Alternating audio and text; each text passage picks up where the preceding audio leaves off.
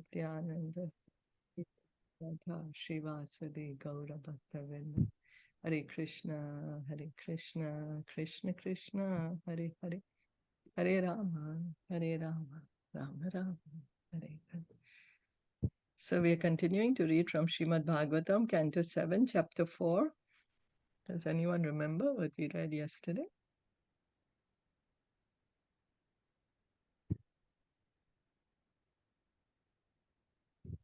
Hare Krishna. Hare Krishna. We read about how Hiraṇyakaśipu, he had ruled the entire universe, and he even sat on the throne of King Indra. So he was controlling everything, even the rains, the air. He took charge of all the departments and became so powerful. But in spite of having everything, whatever he achieved, he had so much opulence, but he was still under the control of his own senses, and he was not satisfied. So that shows that even though you may have everything, you may have a lot of opulence, you may have in material gratification, you may have everything, but still the satisfaction may not be there, and you be controlled by by your own senses. And the reason is because they don't bring Krishna consciousness in them. So that is the reason. So and if you don't follow the scriptural injunctions, the regulative principles, and you act according to your own whims, then you will neither be satisfied or happiness will not be there. So we should know what is our duty and not our duty according to the regulative principles. And also we read that Krishna is the supreme enjoyer. He's the only person, only one who, he's our well-wisher, he's our best friend, and we should seek shelter. We should take shelter of the Supreme Lord. And in that way, we will be happy and in peace. Yes, thank you. Thank you so much. Okay, so let's read today's verses. Tasya namostu kashtaye. Tasya namostu kashtaye. Yatratma harir ishvara. Yatratma harishvara. Yadgatva na nivartante. Yattatva nivartante. Shanta sanyasino mala. Shanta sanyasino mala. Iti te samyatatmana. Iti samyatatmana. Samahita diyo mala. Samahita diyo mala. Upatastu rishikesham. Upatastu rishikesham. Vinidra vayu bhojana. Vinidra vayu bhojana. Translation and purport by His Divine Grace, A.C. Bhaktivedanta Swami Srila Prabhupada. Let us offer our respectful obeisances unto that direction where the Supreme Personality of Godhead is situated, where those purified souls in the renounced order of life, the great saintly persons, go, and from which, having gone, they never return. Without sleep, fully controlling their minds and living only on their breath, the predominating deities of the various planets began worshipping Rishikesh with this meditation. So because all the all the demigods are so troubled. Now they are praying to the Supreme Lord. The two words tasya kashtaye are very significant. Everywhere, in every direction, in every heart, and in every atom, the Supreme Personality of Godhead is situated in his features as Brahman and Paramatma. Then what is the purpose of saying tasya kashtaye, in that direction where Hari is situated? During Hiraṇyakashipu's time, his influence was everywhere, but he could not force his influence into the places where the Supreme Personality of Godhead had his pastimes. For example, on this earth, there are such places as Vrindavan and Ayodhya, which are called dhamas. In the dham, there is no influence from Kali Yuga or any demon. If one takes shelter of such a dham, worship of the Lord becomes very easy, and resultant spiritual advancement quickly takes place. In fact, in India, one may still go to Vrindavan and similar places to achieve the results of spiritual activities quickly. So the demigods are praying that let us offer respectful obeisances to God in that direction where God is there. So then Prabhupada is saying God is everywhere, right? He's everywhere. As the Brahman, as Paramatma, he's everywhere in every direction, everyone's heart, every atom. Then why they are saying that where God is there, where Hari is situated? Well, because they are so terrified by Hiraṇyakaśipu, that he's like controlling the air also, right? The wind and the fire and the rain. So his control is also everywhere, kind of. But of course, he cannot control God.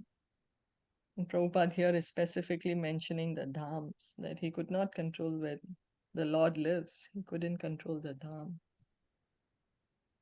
So it's out of their terror that they are saying, oh, where God is, because everywhere they are seeing is Hiraṇyakashipu's power now. They are not able to see the Lord's power.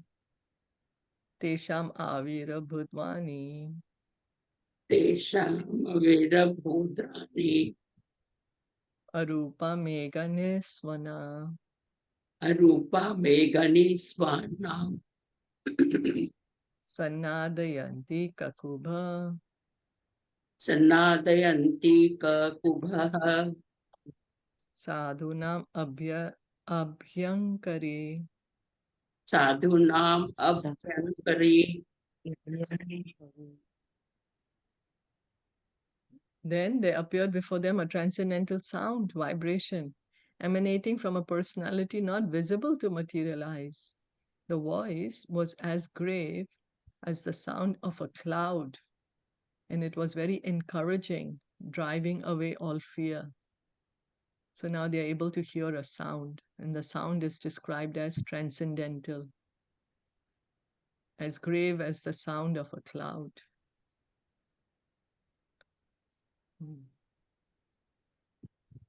And it's driving their fear away. Ma bhaishta vibhuda shrestha. Ma bhosta Vibhuta Shrestha. Sarvesham bhadram astuva. sarvesham Bhadram Astuva. Mad darshanam hi bhutanam. mat darshana hi Bhutanam. Sarvashreyopapattaye. Sarvashreyo Papattaye.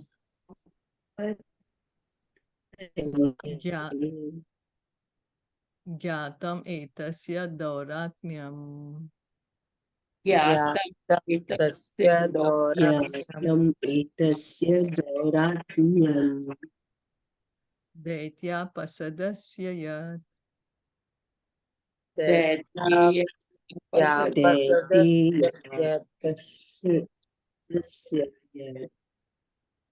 Tasya shantim karishyami. tasya shanti Kalam tavat pratikshata.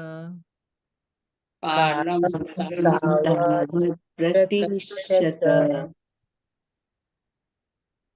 The voice of the Lord vibrated as follows: O best of learned persons, do not fear. I wish all good fortune to you.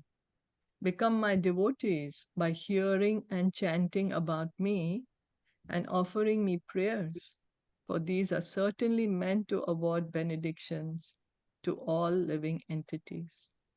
I know all about the activities of Hiraṇyakaśipu and shall surely stop them very soon. Please wait patiently until that time. Sometimes people are very much eager to see God.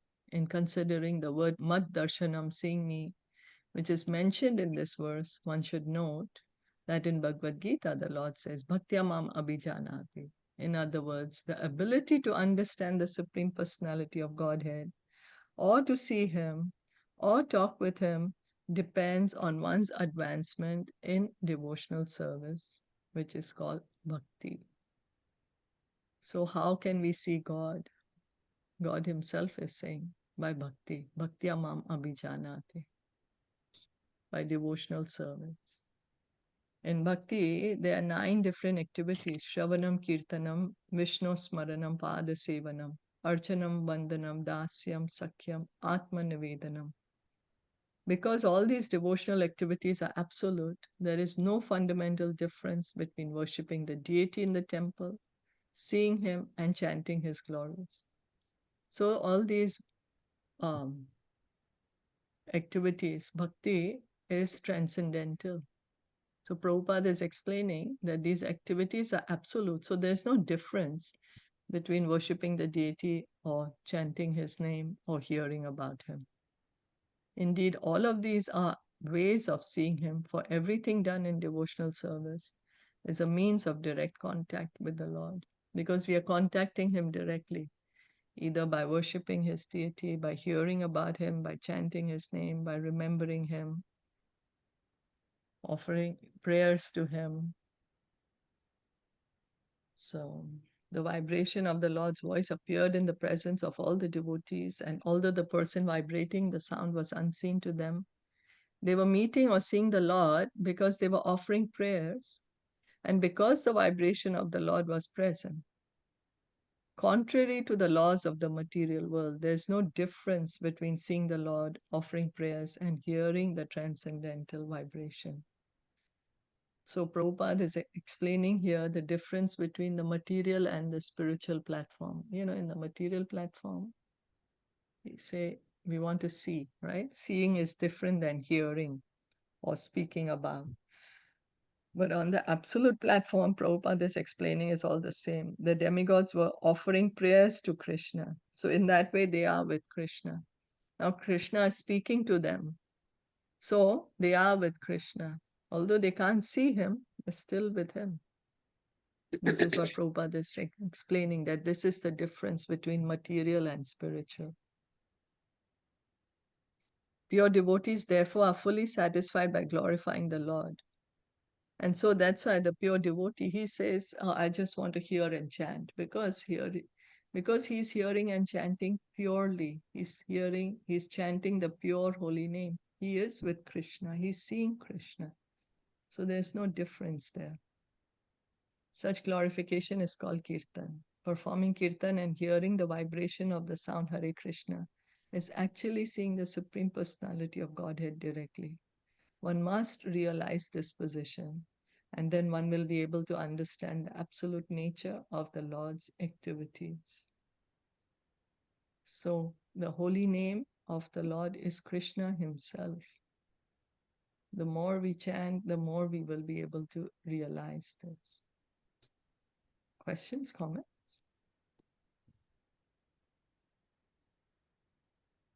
The 9 ways, 9 forms of bhakti is that one, is it? A Shravanam, Kirtanam.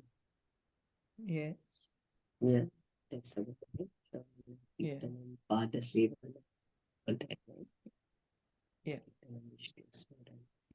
Archanam, Vandanam, Dasyam, Sakhyam, Atma Nivedanam. Atma Nivedanam. So Prabhupada is explaining that because all of them are absolute, there's no difference between one or all of them. And in our for us, the most relevant is hearing and chanting. Hearing and chanting is the most relevant to us. Of course, worshipping the deity, offering prayers and remembering, but hearing and chanting is the most important. And as Prabhupada is saying, when we chant, we are actually with Krishna. We are not able to see it. And for that, we need to chant purely, chanting the pure name. So, but then how do we chant the pure name? Then we have to chant more to be able to chant the pure name. Do kirtan. Yeah, kirtan, that is chanting. Yes. Yeah. And Yes. give all, serve, like everything for Krishna. Yes. Yeah. Yes. Yeah, that's why in the main verse, right? Is a Shravanam, hearing, Kirtanam, chanting. Yes. That is right. Yeah. Mm. Hearing and chanting, hearing and chanting. And even Krishna himself is saying here to the demigods, we just heard that you hear and chant about me. Yeah, we just heard. Become my devotees by hearing and chanting about me, offering prayers to me. And they're certainly meant to award benediction to all living entities. So when we hear and chant properly, then we'll remember the Lord. We'll offer nice prayers to him. We will worship him nicely. So everything will follow then in a nice way. We'll be able to serve him nicely, surrender everything to him if we have heard and chanted properly. Yeah, so in that way you will be in peace, right? Satisfied. Yes. Oh, yes. Oh, yes, for sure. For sure. And that one, the Bhoktaram Yagya Tapasam, what does that mean? Means you sacrifice everything, is it? Bhoktaram Yes. Yagya Tapasam. So the actual enjoyer, the actual bhokta of the tapasya, of the, of all the yagya, of all the tapasya is Krishna. Oh, Bhoktaram. Sarvaloka Maheshwaram. That he's the Lord of all the planets, of all the demigods.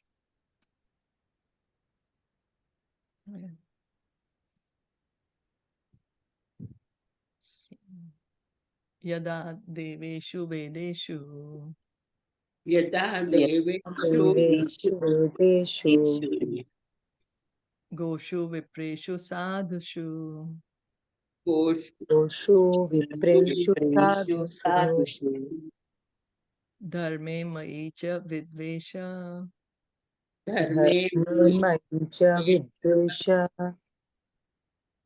Sava Ashu Vinashyati. Sarva Ashu Vinashyati.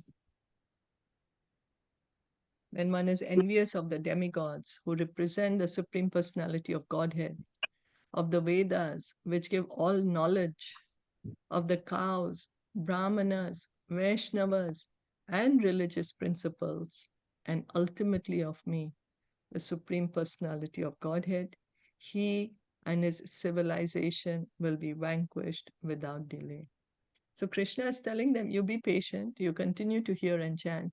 I'm going to come and I'm going to protect you. And anyone who is envious of the demigods, and he's saying the demigods are representing Krishna because they are, right? They are put in certain responsible positions in the universal affairs, in the management of the universe, as a representative of Krishna. So whoever's envious of the demigods, Vedas, cows, Brahmanas, Vaishnavas, religious principles, and of him, then for sure Hare they'll Krishna. be vanquished. Hare Krishna. Shilpa, your voice is breaking. Sometimes it's really? fading off. Yeah. Oh, is it? Not working I good don't know. today? Ratna, How do you feel, Ratna? The voice Hare is breaking. Krishna. No, and in my side it's okay. It's okay? Okay, Yeah. so then maybe it's from. Okay. I mean, I can hear, but again, in between, it's like just waiting. No. Here is smooth. It's Like, fine? Yeah. Okay. Okay. So maybe it's then mine. Okay. So then we'll go on. Nirvairaya prashantaya Nirvairaya Prashantaya swasutaya mahatmane Swasutaya Mahatmane praharadaya yada druhyed Praharadaya Yada Druye dhaneshyepi varorjitam. Chitam. When Hiraṇyakāśipu teases the great devotee Prahlad, his own son, who is peaceful and sober and who has no enemy, I shall kill Hiraṇyakāśipu immediately, despite the benedictions of Brahma. Of all sinful activities, an offense to a pure devotee or Vaishnava is the most severe. An offense at the lotus feet of a Vaishnava is so disastrous that Sri Chaitanya Mahaprabhu has compared it to a mad elephant that enters a garden and causes great havoc by uprooting many plants and trees. If one is an offender at the lotus feet of a Brahmana or Vaishnava, his offenses uproot all his auspicious activities. Therefore, one should therefore very carefully guard against committing Vaishnava aparadh or offenses at the lotus feet of a Vaishnava. In fact, the first offense of the holy name is blaspheming the devotees who are engaged in propagating the glories of the Lord. So the Lord, he takes offense to his devotee personally. He takes it as offense himself. And that's why Lord Chaitanya is saying it's a mad elephant offense. Mad elephant, wherever it goes, it's going to cause destruction. So committing Vaishnava aparadh is like destroying our devotional garden. So here the Lord clearly says that although Hiraṇyakāśipu had received benedictions from Lord Brahma, these benedictions would be null and void as soon as he committed an offense at the lotus feet of Prahlad Maharaj, his own son. A Vaishnav like Prahlad Maharaj is described herein as Nirvaira, having no enemies. So Prahlad Maharaj, pure devotee, he has no enemies. He doesn't see anyone as his enemy. Like Yudhishthir Maharaj, he had no enemies. He saw everyone as his friend. Also in Srimad Bhagavatam 3:25-21, it is said, Ajata Shatrava, Shanta, Sadhava, Sadhubhushana. So these are the qualities of a devotee. A devotee has no enemies. Ajata Shatrava. Shanta, he is peaceful. Sadhava, he abides by the scriptures. And Sadhu Bhushana, and all his characteristics are sublime. A devotee does not create enmity with anyone. But if someone becomes his enemy, that person will be vanquished by the Supreme Personality of Godhead, despite whatever benedictions he may have received from other sources. So we can see that how Krishna protects his devotee. That's Krishna's promise to his devotee. He's saying, you surrender unto me, I will protect you. So these are, of course, pure devotee. Prahlad Maharaj, he has no sinful reactions. He's a pure devotee. But he has this complete protection of the Lord because he's a pure devotee. Because he's completely taken shelter of the Lord also completely protects him. Ye yathamam prapadyante tamstateva bhajami aham. That would be more appropriate. Krishna says, as you surrender, I reward you accordingly. Hiraṇyakāśipu was certainly enjoying the fruitful results of his austerities, but here the Lord says that as soon as he committed an offense at the lotus feet of Prahlad Maharaj, he would be ruined. one's longevity, opulence, beauty, education, and whatever else one may possess, as a result of pious activities, cannot protect one if one commits an offense at the lotus feet of a Vaishnava. Despite whatever one possesses, if one offends the lotus feet of a Vaishnava, he will be vanquished. So if at all we commit any offense, then we need to ask for forgiveness. Like we hear the story of Ambarish Maharaj and the Rasa Muni. Krishna told him, you go ask forgiveness from Ambarish Maharaj himself. And a Vaishnava is one who will take no offense actually. Ambarish Maharaj was like, no, you didn't offend me. I'm sorry that you have not eaten, in fact, I'm sorry that you were not able to take your food. So that is a Vaishnava. But the way to get free of Vaishnava offense is to ask for forgiveness, and Vaishnavas are very kind. Is that okay? Yes. Shri Narada Vacha Srinarad Uvacha iti ukta loka guruna iti ukta loka guruna tam pranamay divokasha tam pranamya divokasha nyavartanta gatodvega nyavatanta gatodvita menire cha asuram hatam. menire chasuram hatam.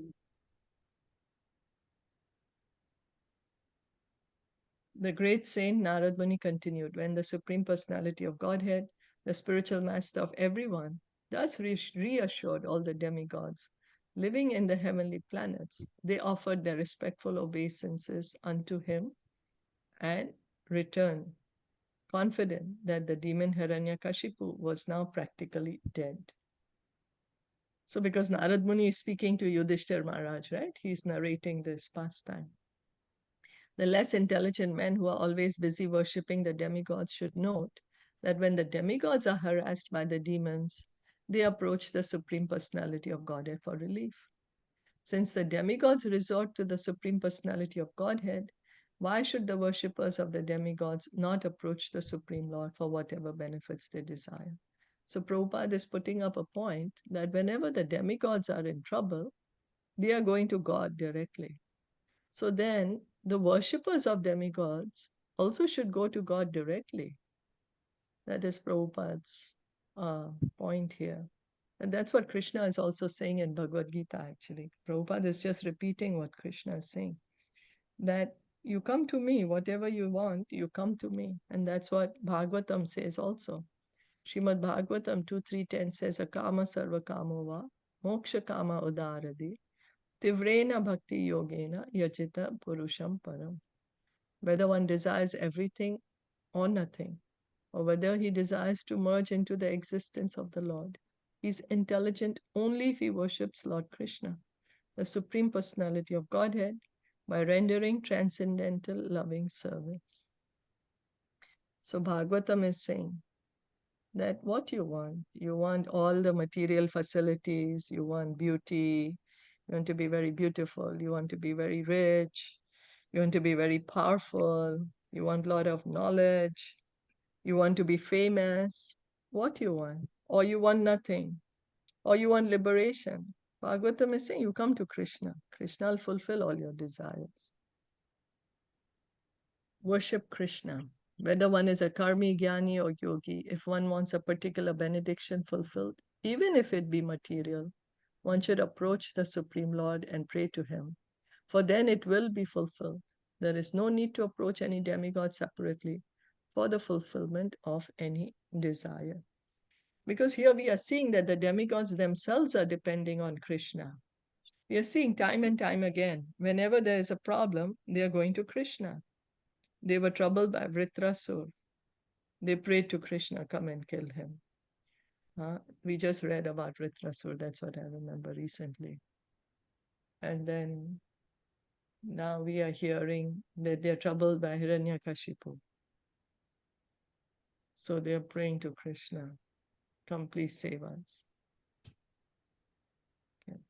Tasya daitya pate putrash Tasya Daitya Pate Putra chatvara paramadhuta Tatva Jatvara Paramadhuta praharado bhun mahamstesham Pralad Prarado Maham Sritam guner mahad upasaka. Gunet Guner Mahat Upasaka. Hiraṇyakashipu had 4 wonderful, well-qualified sons, of whom the one named Pralad was the best. Indeed, Pralad was a reservoir of all transcendental qualities because he was an unalloyed devotee of the personality of Godhead. So it seems how many sons Hiraṇyakashipu had? Four 4, sons. yeah. 4, Four. yeah. So it means Pralad also had brothers, He had 3 Mm. brothers. So yasyasti bhaktir bhagavati akinchana sarver gunes tatra samasate sura.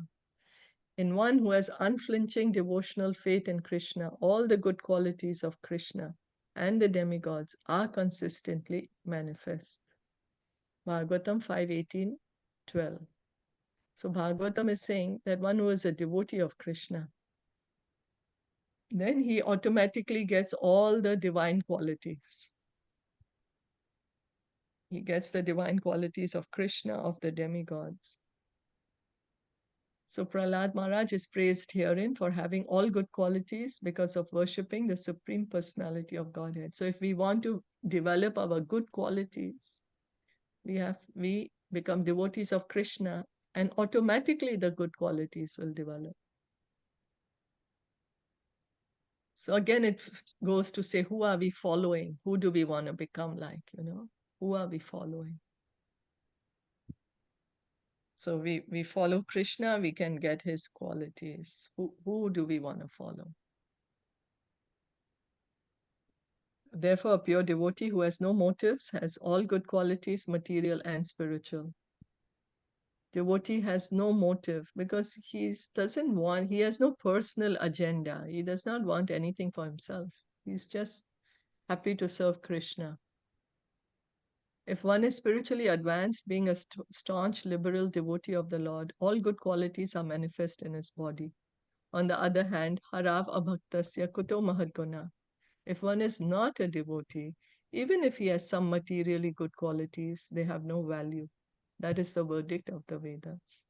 So the Vedas are saying that one is a devotee, a pure devotee, they have all good qualities. One who is not a devotee, even though they have good qualities, those good qualities are of no value. Because again, life in this body is temporary. Next body, you don't know. Next life, don't know what body you get. Right? We don't know what is the next body we are going to get. Brahmanya Shila Sampana. Brahmanya Shila Sampana Satya Sandho Jitendriya. Satya Satya Sandhu Sandho Jitendriya Atmavat Sarva Bhutanam. Atma Atma Sarva Bhutanam Eka Priya Suhrittama. Eka Priya Suhritama Dasavat Sanatar Yangiri. Dasavat Sanatat Yangri Agi Pitravat Dina Vatsala. Pitravat Navatsala Bhratarvat Sardrishe Snigdho. Bhatra Bhadravat Satishe Snigdho Gurushva Ishvara Bhavana. Guru Ishvara Bhavana Vidyartha Rupa Janmadhyo. Vidyartha Janmadyo Manastamba Vivarjita. Manasam Vivarjita. The qualities of Maharaj Prahlad, the son of Hiraṇyakaśipu, are described herewith. He was completely cultured as a qualified Brahmana, having very good character and being determined to understand the absolute truth. He had full control of his senses and mind. Like the super soul, he was kind to every living entity and was the best friend of everyone. To respectable persons, he acted exactly like a menial servant. To the poor, he was like a father. To his equals, he was attached like a sympathetic brother. And he considered his teachers, spiritual masters, and older God brothers to be as good as the Supreme Personality of Godhead. He was completely free from unnatural pride that might have arisen from his good education, riches, beauty, aristocracy, and so on. These are some of the qualifications of a Vaishnav. A Vaishnav is automatically a Brahmana because a Vaishnav has all the good qualities of a Brahmana. So a Vaishnav is a devotee of Lord Krishna, Lord Vishnu. So a devotee of Lord Vishnu, Lord Krishna is automatically a Brahmana. Brahman is one who has a knowledge of the Brahman. So knowledge of Brahman. So a Vaishnav already has a knowledge of Brahman. A Brahmana may or may not be a Vaishnav. A Brahmana, he has knowledge of Brahman, he may or may not have knowledge of Bhagavan, of Krishna. But a Vaishnav, he's automatically a Brahman. So Shamo Damas Tapa Shaucham Shantir Arjavam Evacha Jnanam Vijnanam Astikyam Brahma Karma Swabhavajam. Peacefulness, self-control, austerity, purity, tolerance, honesty, wisdom, knowledge, and religiousness. These are the qualities by which Brahmanas work. Bhagavad Gita 18:42. So Krishna is telling Arjuna what are the qualities of a Brahman. These qualities are manifest in the bodies of a Vaishnava. Therefore, a perfect Vaishnava is also a perfect Brahmana, as indicated here by the words Brahmanya Shila Sampannaha. A Vaishnava is always determined to understand the absolute truth. And to understand the absolute truth, one needs to have full control over his senses and mind. Prahlad Maharaj possessed all these qualities. A Vaishnava is always a well-wisher to everyone. The 6 Goswamis, for example, are described in this way. Dhira Dhira Jana Priyo. They were popular with both the gentle and the ruffians. Sanatan Goswami, he was so dear to all the Brajbasis. All the Brajbasis would take him as their spiritual master. So a Vaishnav, and we hear the stories of Jayananda Prabhu. Very early on in the movement, you see in Ratha Yatra cart, there'll be a photo of a devotee always. Worldwide, wherever Rath Yatras are taken out, usually Jayananda Prabhu's photo will be there because he had made the carts for the first Rath Yatra. He had organized a lot for the first Rath Yatra to happen outside India. And so everyone used to love him.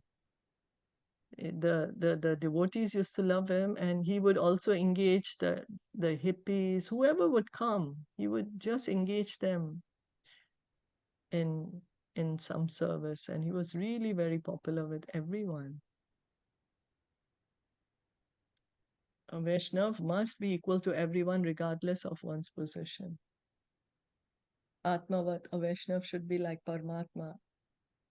Ishvara sarva bhutanam riddeshe arjuna tishtati. Okay. There's a bit more. I'll just quickly read it, or you want me to stop here? Yes, read. I'll read. Okay. Paramatma does not hate anyone. Indeed, he is in the heart of a Brahmana. but he's also even in the heart of a pig, as the moon never refuses to distribute its pleasing rays, even to the home of a Chandal. A Vaishnav never refuses to act for everyone's welfare. Yeah, so the moon is everywhere, no? The sun is shining on everyone's head. A pure devotee is always merciful to everyone. As I said, Jayananda Prabhu, there were drunk people, hippies, drug people, everyone he would engage in Krishna service, and so nicely that they were happy to do it. They were really happy. Therefore, Vaishnava is always obedient to the spiritual master, Arya. The word Arya refers to one who is advanced in knowledge. One who is deficient in knowledge cannot be called Arya. At the present, however, the word Arya is used to refer to those who are godless. This is the unfortunate situation of Kali Yuga. Aryan means one who had spiritual knowledge. The word good, but Prabhupada is saying in Kali Yuga, everything goes topsy-turvy.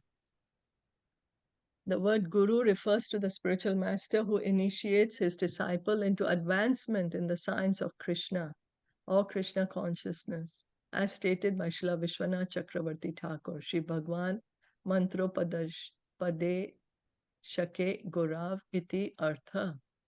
So Prabhupada here is quoting Srila Vishwanath Chakravarti Thakur, that who is a guru? A guru is one who is initiating someone to get more into the science of Krishna consciousness, advance in Krishna consciousness.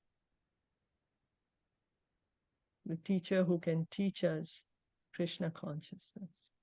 So we'll stop here. Sorry for going over time. If there are no urgent comments or questions, we'll stop here then. Yeah. Just wanting to see, like Prahlad Maharaj, he was so small, right? At the age of 5 or 6, Yes. he already became a devotee. Yeah. How, like coming from a demon asura family, and yet, so this is Yeah. due to past birth, right? Definitely. This is Past this life. is due to association of Narad Muni. We are going to hear that he was in his mother's womb and he was hearing Narad Muni's instructions. The mother would fall asleep, but he's in the womb of his mother, he's hearing. So it also goes to show the power of association. And how by associating with Narad Muni, even though he's in the womb, he became a pure devotee.